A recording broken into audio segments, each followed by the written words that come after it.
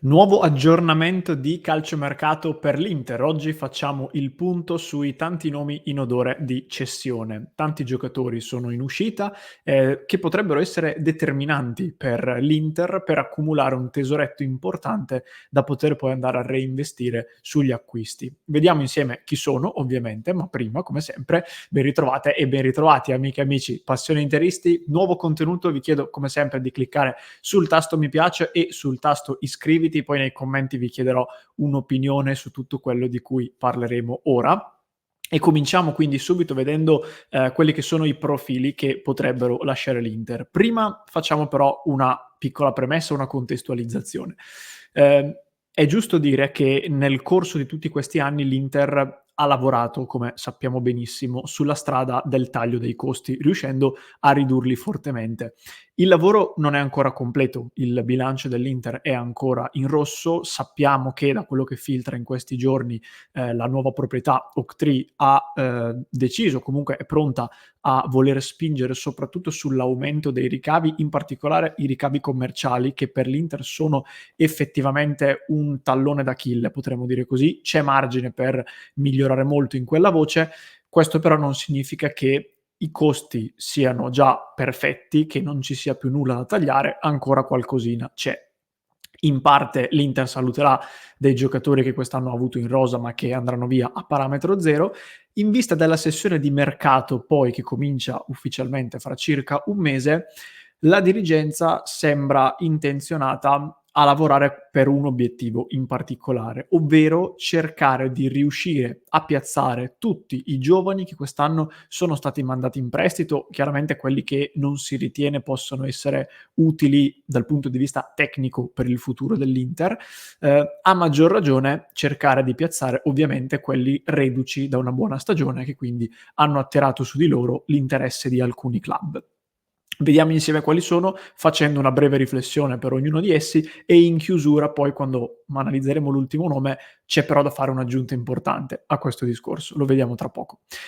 Il primo nome inevitabilmente è quello di Valentin Carboni, che è uno dei giocatori più talentuosi direi che l'Inter ha in prestito e uno di quelli su cui secondo me la scelta di cederlo sarà più dolorosa perché l'Inter è consapevole che tra le mani ha un giocatore davvero forte, è già stato anche convocato più volte da Scaloni con l'Argentina, ha ricevuto tanti interessi nel corso delle settimane, non a caso più volte abbiamo parlato di questa offerta che la Fiorentina nel mese di gennaio avrebbe fatto da circa 20 milioni di euro per assicurarselo.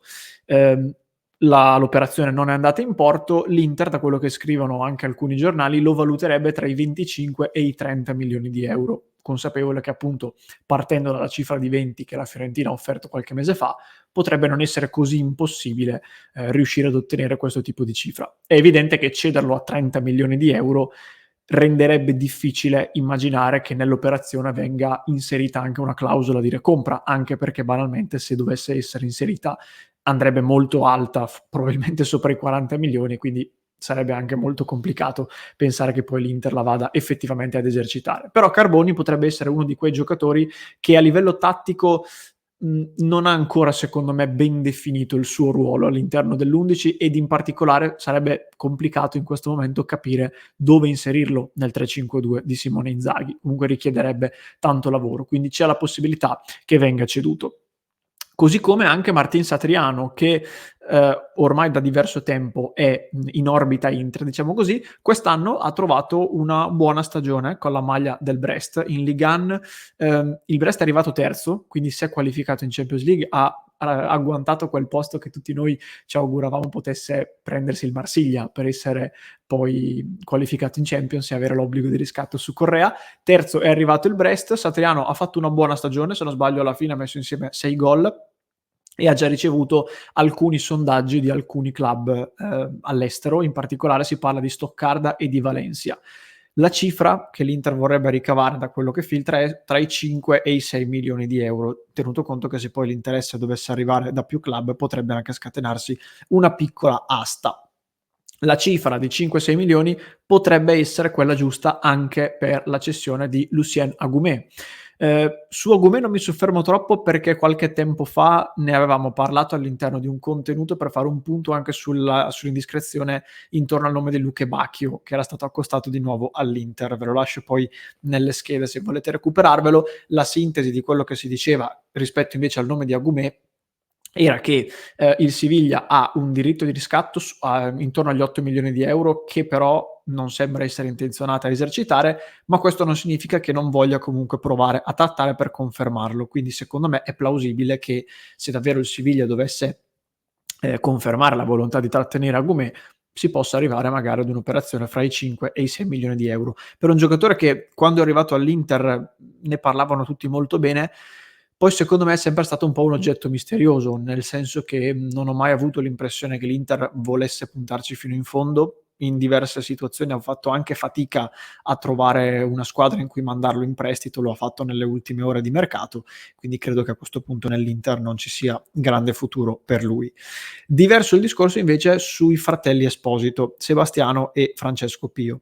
Sebastiano ha fatto anche lui una buona stagione alla Samp, ci credeva molto al raggiungimento della Serie A tramite i playoff, purtroppo la Samp poi non ce l'ha fatta. La sua cessione, anche se è ancora un giocatore molto giovane, sebbene se ne parli da tempo, ma è ancora molto giovane, la sua cessione viene tenuta in considerazione a maggior ragione dopo questa buona stagione appunto in Serie B, tenuta sicuramente più in considerazione di quella di Pio Esposito, che invece credo che verrà mandato ancora in prestito almeno per un'altra stagione. Quest'anno ha fatto un po' fatica allo Spezia, complice anche un campionato non facile per il club. È un giocatore che secondo me ha dei colpi interessanti, all'Inter continuano a tenerlo d'occhio. Tra i due penso che sia più facile che venga ceduto il fratello più grande, diciamo così.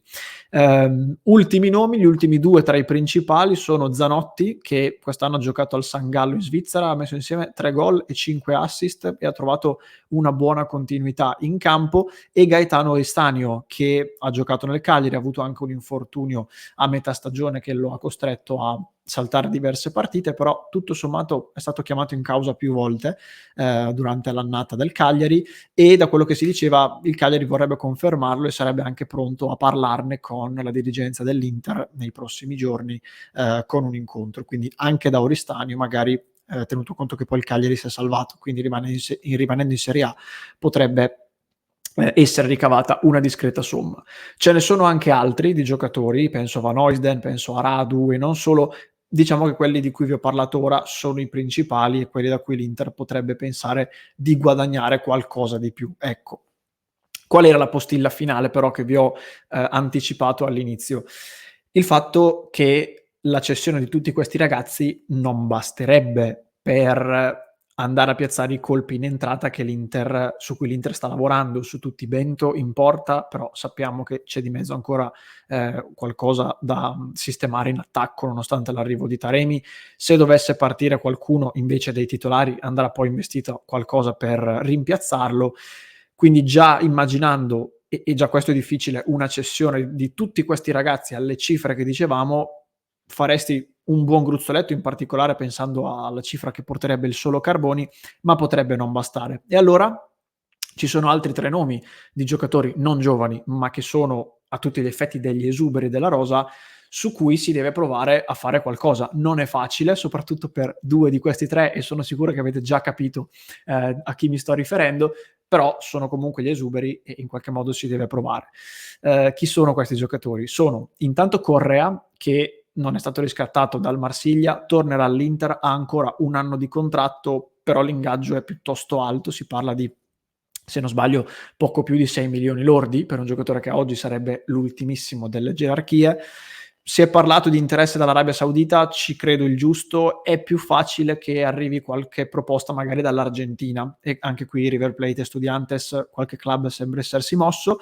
L'altro giocatore in una condizione simile a quella di Correa è Marco Arnautovic, che quest'anno ha fatto fatica nell'Inter, ha fatto una stagione non positiva tra infortuni e partite abbastanza deludenti. Anche per lui si proverà a fare qualcosa. Secondo me però, dovessi immaginare la permanenza di uno dei due, è più facile che rimanga Arnautovic, che comunque all'interno dello spogliatoio viene anche descritto come un ragazzo umile, che si mette a disposizione, che lavora molto bene. è comunque difficile da vendere tenuto conto dell'età e di quanto è stato pagato solamente un anno fa.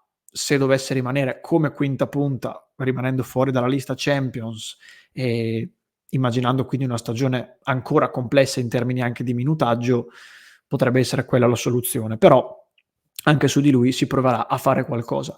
Il terzo nome, a cui poi ne aggiungo un altro, che è una mezza provocazione, ma fino ad un certo punto, è quello di Denzel Dumfries, perché è chiaro che andando in scadenza nel 2025 e non avendo ancora rinnovato il contratto, è inevitabile che se non si riesce a trovare un accordo per il rinnovo, nei prossimi mesi Dumfries si deve cercare di venderlo per evitare di perderlo l'estate prossima a parametro zero. L'Inter vorrebbe ricavare anche qui tra i 25 e i 30 milioni, sarebbe una bella cifra. Io sono molto prudente da questo punto di vista perché Dumfries non ha fatto una buona stagione ed essendo in scadenza tra un anno è complicato pensare di ricavare una trentina di milioni. Io già sui 20 sarei molto contento, però vediamo. E Dumfries, in caso dovesse partire, sarebbe proprio uno di quei profili che richiederebbe un investimento per sostituirlo, visto che poi c'è Darmian, Quadrado dovrebbe andare via. Su Buchanan l'impressione che si ha oggi è che Inzaghi voglia lavorarci sulla fascia sinistra, per quello che abbiamo anche visto in tutta la seconda parte di questa stagione, e quindi lì comunque va fatto un investimento importante. Unire le cessioni dei giocatori che abbiamo citato prima in prestito ad almeno 2 di questi 3, diciamo, di questi ultimi 3, allora potrebbe creare un bel gruzzoletto. In queste ore leggevo la Gazzetta dello Sport, immagina una settantina di milioni, che sono secondo me tanti, e credo dipendano molto anche da quanto eventualmente porterebbe Carboni. Io insisto su questo nome perché è facile dire 30 milioni di euro, è comunque un giocatore molto giovane che ha giocato nel Monza, quindi è tutto da dimostrare che una cessione di Carboni porti quella cifra. Chiudo, per chi è arrivato a ascoltare fino a qui, e lo ringrazio in anticipo, con la grande provocazione, che ripeto è grande ma fino ad un certo punto. Perché cosa si fa con Lautaro? Questo è il vero dilemma di queste ore, che non riguarda solo questo contenuto, ma riguarda un po' tutte queste giornate. Le voci intorno al suo rinnovo di contratto si rincorrono, ogni giorno che passa escono indiscrezioni secondo cui la gente avrebbe chiesto sempre di più a livello di ingaggio. Io per ora resterei in attesa. Quello che mi pare evidente è che in questo preciso momento la distanza tra l'offerta dell'Inter e la richiesta di Lautaro e del procuratore non è così facile da colmare. E tenuto conto che Lautaro anche lui va in scadenza, lui nel 2026, però comunque iniziamo ad entrare in quel periodo in cui devi decidere se rinnovare o se cederlo, e dovesse esserci una rottura da questo punto di vista, che ad oggi io voglio pensare sia ancora difficile, però impossibile direi assolutamente di no, c'è questa possibilità. A quel punto si dovrebbe ragionare in maniera diversa e la cessione di Lautaro è evidente che ribalta tutti i piani già solo per le cifre che eventualmente ti porterebbe. Su questo non vado ad approfondire ulteriormente, anche perché se no andiamo lunghissimi, ma comunque è ancora presto. Però è chiaro che nelle prossime settimane capiremo qualcosa di più anche su questo tema. Fatemi sapere allora che cosa ne pensate di tutti questi nomi, di questi profili, quali vendereste, quali terreste, che cosa fareste appunto con tutti questi giocatori.